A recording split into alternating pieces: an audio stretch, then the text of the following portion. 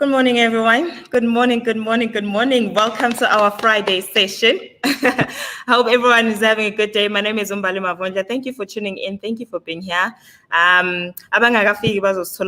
So, hey, we've come a long way. Guys, we have something to show you today. Hopefully it will get you as excited as we are, because we've come a long way from last year, June, when we launched THUDmoney franchise Stockfile.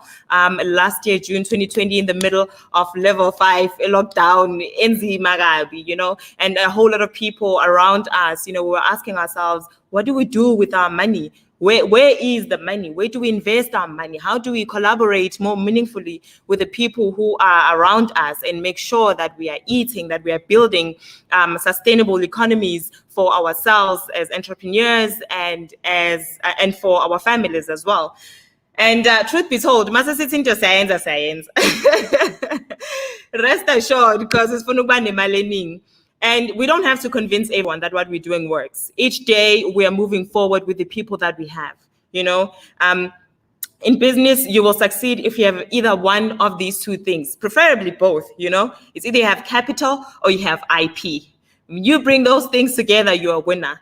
In this case, those who have the capital are collaborating with those who have the IP, those who came with the original idea, which is Barui Group of Companies. And all of this brings us together through investments, entrepreneurship, food, togetherness, Ubuntu.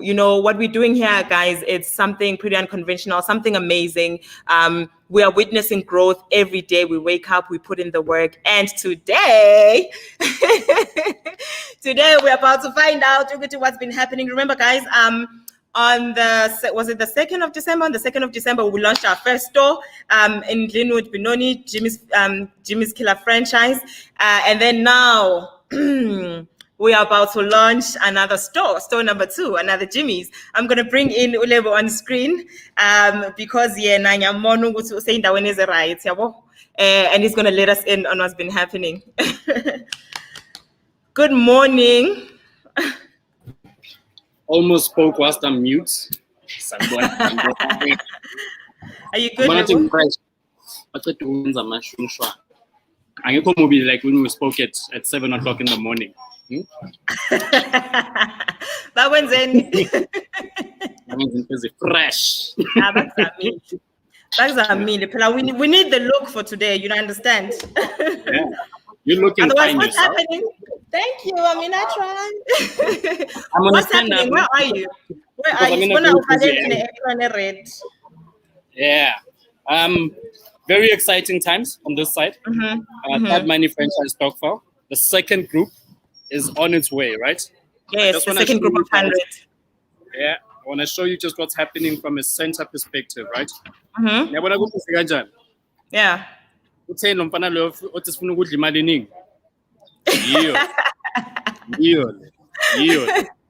to invite a few of our stakeholders onto screen. Yeah. First, what I'm going to do is walk in here so that you guys Wait.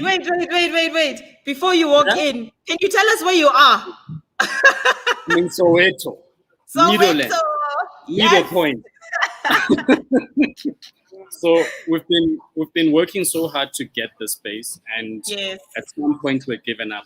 Members have been asking so many questions on whatever, what the heck, and we had in fact partly given up because we felt rejected and not wanted by the space, but there were other dynamics, and some of that was the model that we've set up, guys, is a cooperative model. We're formalizing stock files and turning them into co-ops, and that's a big thing. It's a risky ground, it's shaky ground, and landlords naturally get they hold back. They try and do additional due diligence because they're not dealing with one individual, they're dealing with multiple shareholders, and that is risky ground in communities, So it's been a lot of back and forth to finally get to a point where we got approval. We thought we were going to get rejected. That was our thing. We got the keys. Can I see the keys though? She's working. Get is working. Back from Durban. Hi, Vanessa. You see, we look at empty spaces and we're like, look at how long this thing is. Yes. Yeah. So guys, we're still going to build a wall at the back. I mean, we're still going to build a door. Yes. It's an empty space. It is next to a clinic. We're hoping to get a different space, but this is perfect.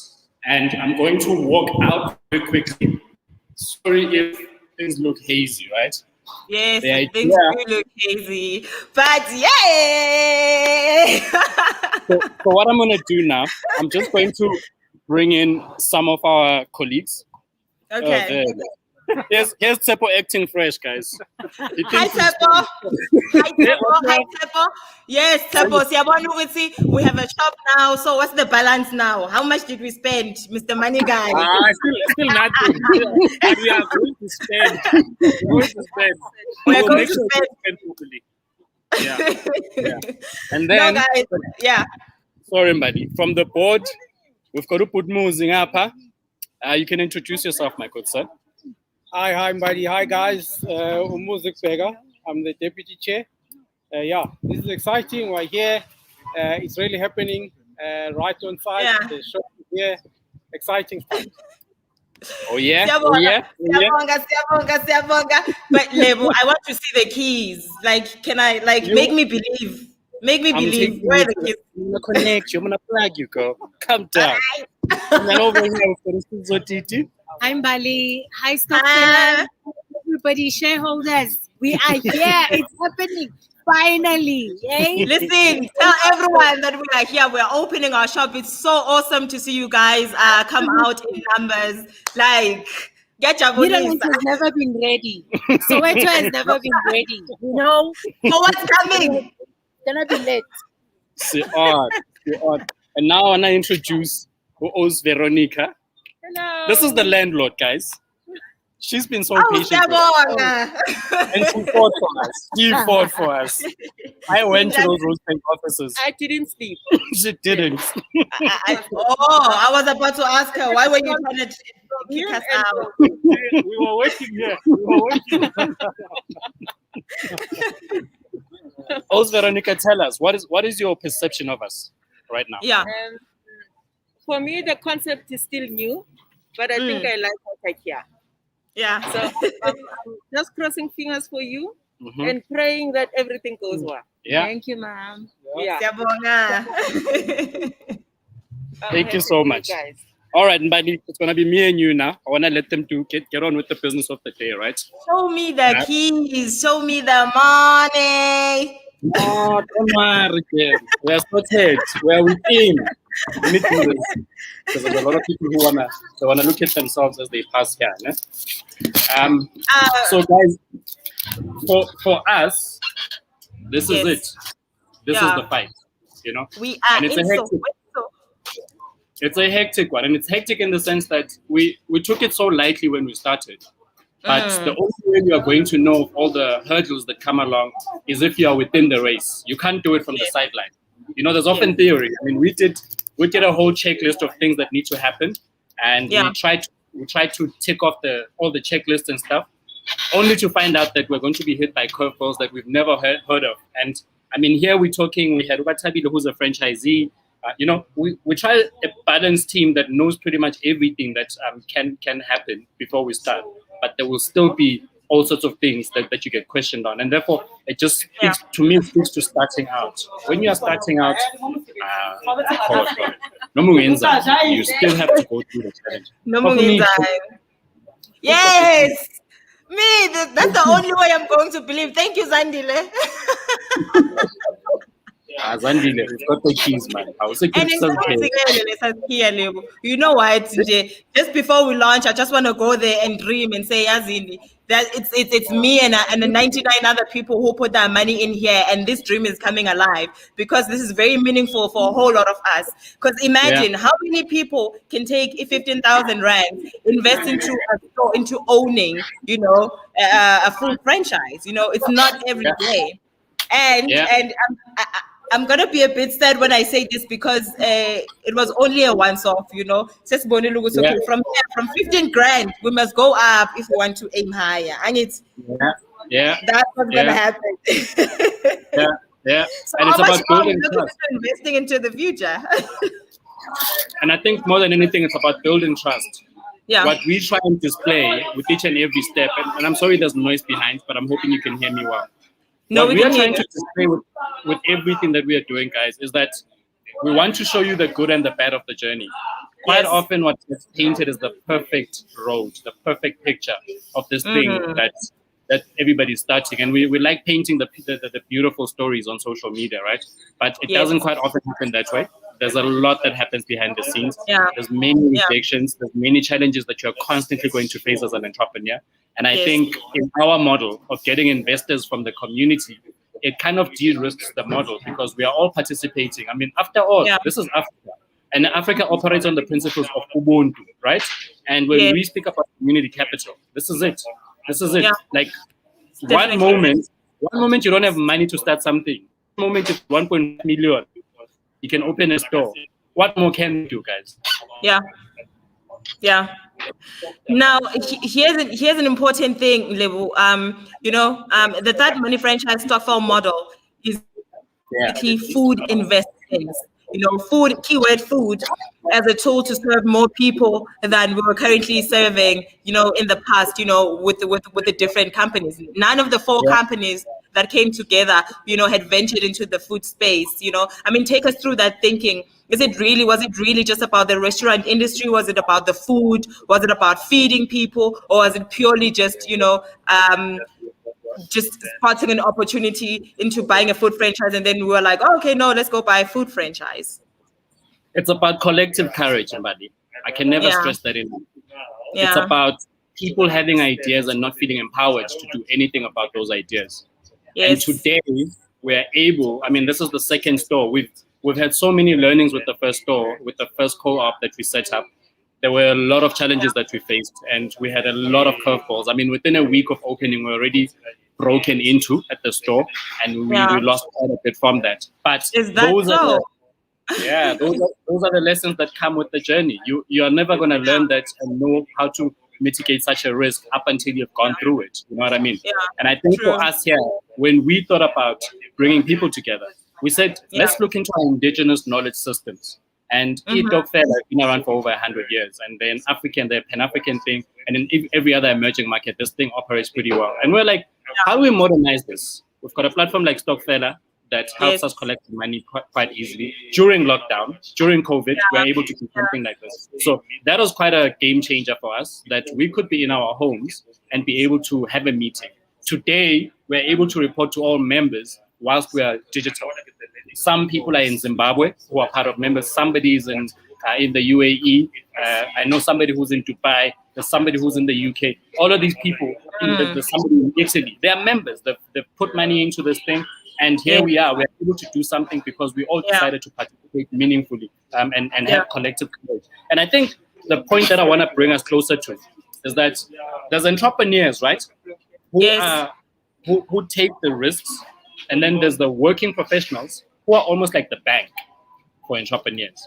When we bring our collective power and bargaining power together, the game changes, because now we have the money and we have the skills. We've got the operators, the runners, the people who can execute on the mandate without fail and be available and fully on full time. And then the rest of the members that come along, they are not watchers. They're not just sitting there saying, oh, no, this is cooperative economics. And the principles demand that we all show up in our little ways. Some of us send our family members to these stores. Some of us must be able to post a picture on WhatsApp, on Insta stories, wherever you are, wherever you've got space, you must be able to say, Begandla, I am an shareholder, I'm an owner, I'm a franchisee, I'm an owner of that thing, and therefore you're gonna behave like an owner. And an owner does not sit on the sidelines and watch their assets. What does an owner do, Liv? What does an owner do? An owner shows up. An owner shows up fully. You show up at the store, you're like, guys, I want to come and contribute in marketing. How can I distribute pamphlets? What can I do today? Every day, you think about how can I improve that asset and how can I make sure that it grows. I foresee the store going over the 700,000 mark. That is my dream. And being in Soweto, we're empowered. We've got more than enough. And guess who just walked in? Who just walked in? Come on, I'm so proud. My favorite person in the world. Yes, she is. Yes, she is. Yes, she is. Babes were sales. Babes were sales. Hi. Sis Batabila, how you doing? I know you're from the streets. I know you're from the streets, girl. She's the one who gave us the courage to get into franchising. Yes. Yes. We are owners of stores. We saw her journey, you know? Yeah. Because we witnessed her journey and we were like, hey, I think the you know, and she, you know, even now she tells us, you know, these are the learnings. This is where we go to make money. This is how we can improve our marketing strategy. This is how we can get more involved. And you know, our marketing groups are always busy because hey, I want to share something else, somebody that is so critical that little of us understand. Yes. The reason I get so excited about Jimmy's is that we were rejected by all other franchisors. Yeah. We didn't just go to Jimmy's. We went to all other franchisors, said, guys, here's the concept. They were like, whoop, you guys are too risky. You know what I mean? So when Anise opened up to us and said, look, I'm willing to try this thing out. Show me how you're going to govern it because it seems like there's too many things. And then when we showed him our process flow, as a franchisor, he was like, okay, let's try it out. I'm willing. And he even put in his own money and joined the first group just so he can test and see how things go. That is something that is unprecedented. That is number one. Number two, today's win is a major win. Our first win with the first store was a false start. You know, every entrepreneur, when they start, they get what we call beginner's luck. We got beginner's luck and we thought we'd figured out the model and we had won.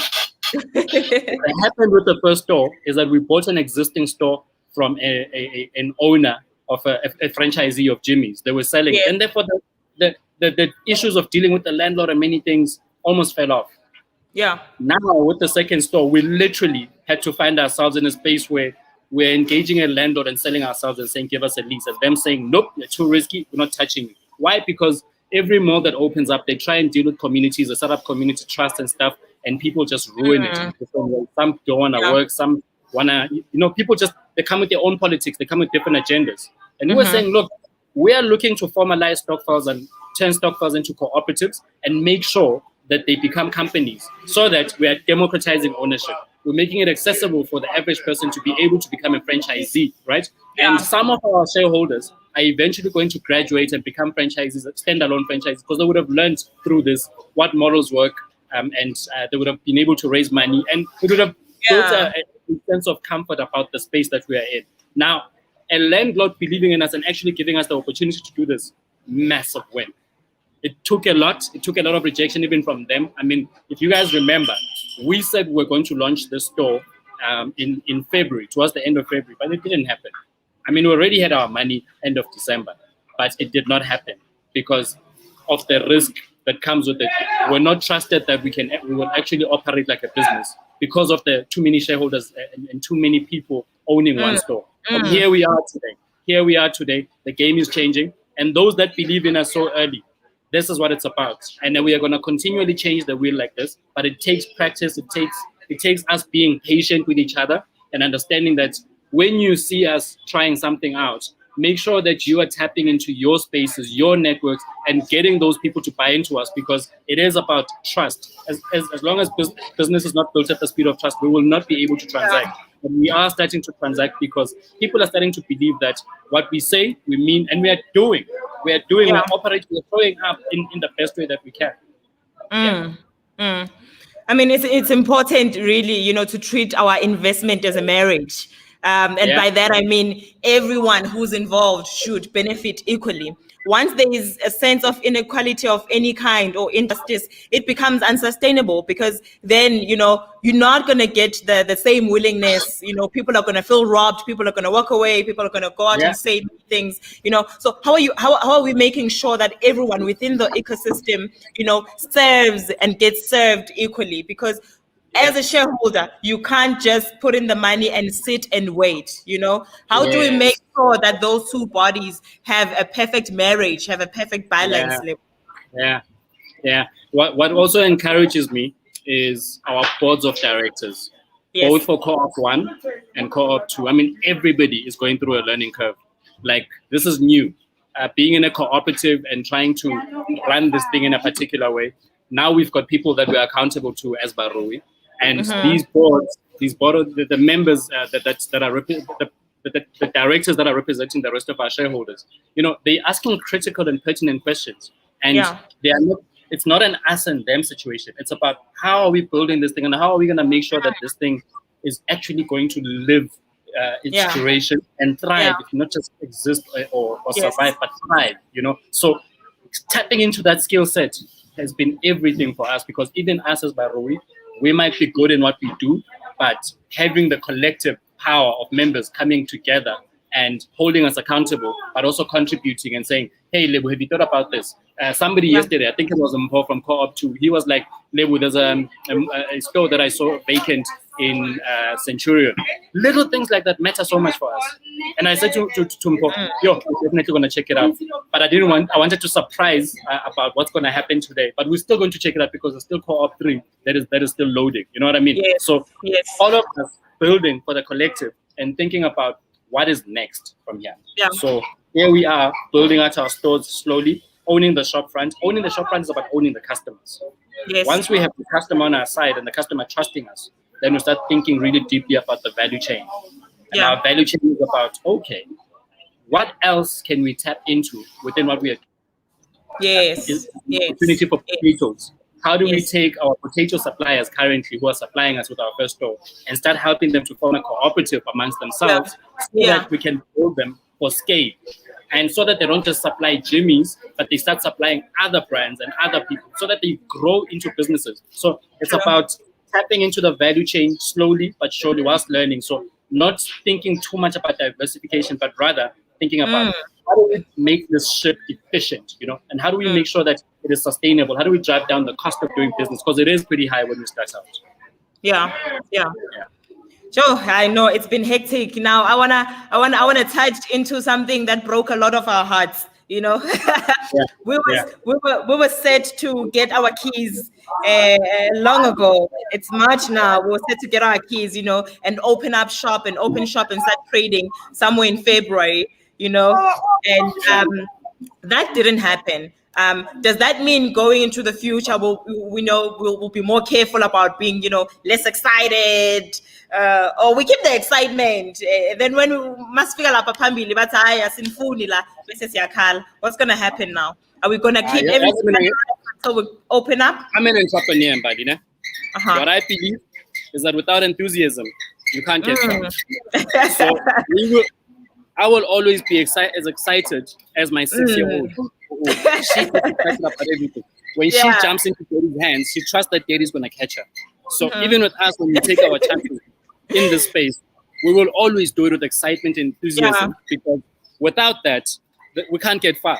I mean, if you start killing enthusiasm from people who are on the front lines, then everything else dies off, because people feed off energy, and that energy is so critical for us. So we are not going to shut up about the good news.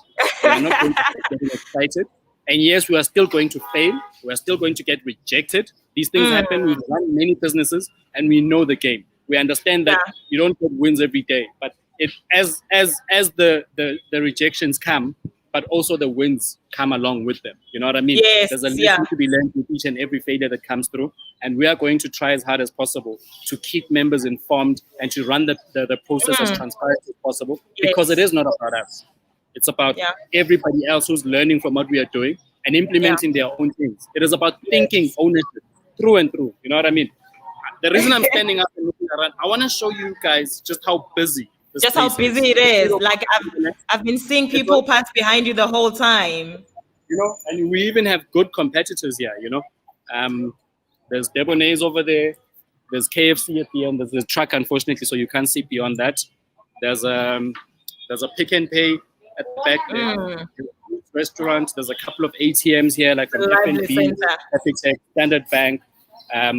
There's a garage, an engine garage behind me. I think you can see it there. You know, so what it basically shows you is that this was what the fight was about for us, to make sure that we get the space. It was about getting a space that's got the right mix of tenants and the right mix of buyers, you know, and us being able to get access to this. Oh God, I'm so grateful. I'm telling you, it took everything out of us. We did not sleep. It took everything. Guys, please, if you want to go out there and make noise, go out there and make noise. This is your store. You know, you own it. Co-op2, congratulations. You have come to the point where we can sleep tonight and say, Yazini, we fought for that place. We got rejected. You know, they didn't want to hear us because there was 100 of us. But today, here's our space. We are opening shop, Lana. Whether bayatanda or abatandi, this place is ours. Absolutely. Absolutely. Mbali, I'm going to end it here before my battery dies. No. What else do you need from me?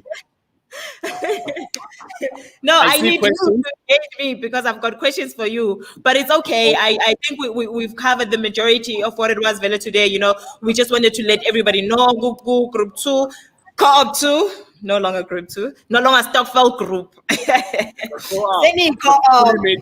And then Nama store owners, mind. Nama shareholder.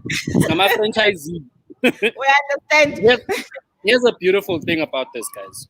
Yeah. You can join Group 3. We've raised about 500K. We've got $1 million to go.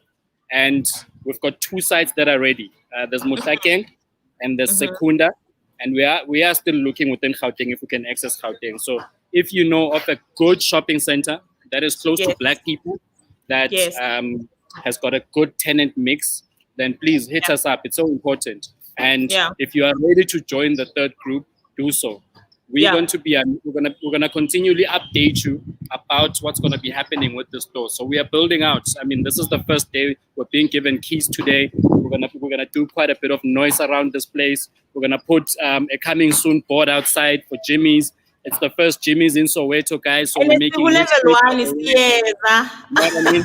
and for those who have been to our Pinoni store, you already know the food is great, guys. What we need help with is for every shareholder to make noise on social media.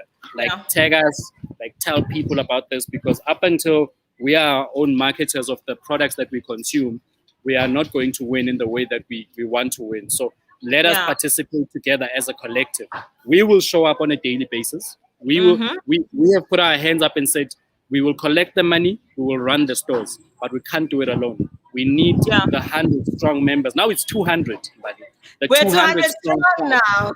And we are going for 300, you know, because Group 3 has already started. We just need to get up to 100 members of Group 3 and open our 3rd store. And then we're going to slow down. After the 3rd store, we slow down, we focus on operations, and we make sure that the business is sustainable. And then in spring, we will look at starting to open our 4th store. But for now, we focus on these 3 stores, and we make sure that the foundation is set and our shareholders are participating meaningfully in what we are doing. And please, guys, show up. When we say we're doing a promotion, we're doing a walk on a Saturday or whatever, please show up, come through, because we need all of us here to participate meaningfully in this. No, thank you so much, Lebu, and thank you to our representatives, Barui. Thank you to Co-op2 board, to everyone who was involved in making sure that namhlanje silala neskia. Yes, stay tuned. I'm a franchisee. I'm a owner. It's an exciting journey. It's pretty exciting. Towards sometime in April, we will definitely let everybody know. Yeah, before winter, before it gets late, let me just walk you through the space again. It's a long space, 134 square meters. At the back there, we are going to build a door so that there's an exit to the back. We set up our gas at the back behind the wall. It is a long space, but it's the perfect store for us. We're going to make it work, and we are absolutely grateful that we were able to access this place. Guys, I'm signing out. Thank you, Lebo.